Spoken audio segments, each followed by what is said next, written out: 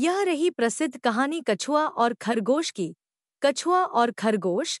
बहुत समय पहले की बात है।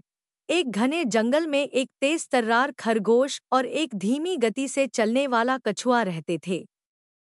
खरगोश अपनी तेजी पर बहुत घमंड करता था और जंगल के सभी जानवरों से हमेशा कहता था कि वह सबसे तेज दौड़ता है।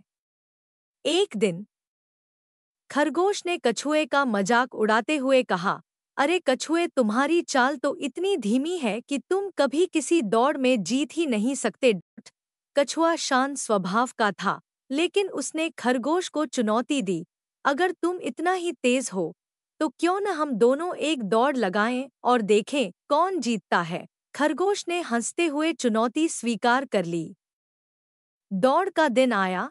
जंगल के सभी जानवर दौड़ देखने के लिए जमा हुए। दौड़ शुरू हुई और खरगोश अपनी पूरी रफ्तार से दौड़ने लगा। कुछ ही समय में वह कछुए से बहुत आगे निकल गया। खरगोश ने सोचा, कछुआ तो बहुत पीछे है, मुझे आराम करने का समय मिल सकता है। वह एक पेड़ के नीचे लेट गया और सो गया।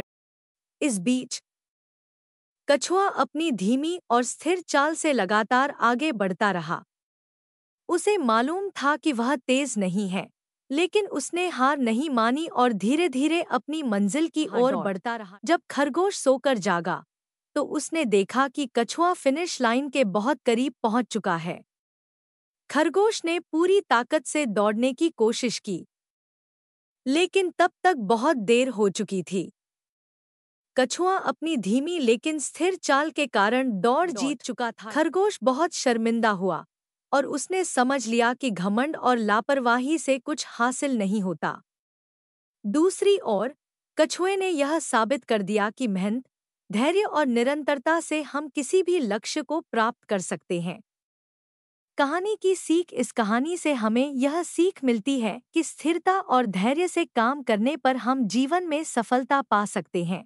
चाहे हमारी शुरुआत कितनी भी धीमी क्यों न हो, घमंड और जल्दबाजी हमें नुकसान पहुंचा सकते हैं।